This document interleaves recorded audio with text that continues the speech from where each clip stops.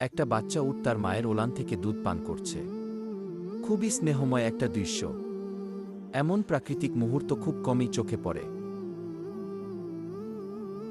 এরপর পাশেই থাকা বেদুইন লোকগুলো তাদের উটগুলোর দুধ দোয়াতে শুরু করল। হাতে ধরা একটা বাটিতে আস্তে আস্তে তাজা উটের দুধ জমা হচ্ছে। উটের দুধ স্বাস্থ্যের জন্য অনেক উপকারী। এতে থাকে ভিটামিন সি, আয়রন, অ্যান্টিঅক্সিডেন্ট এবং রোগ প্রতিরোধ ক্ষমতা বাড়ানোর উপাদান।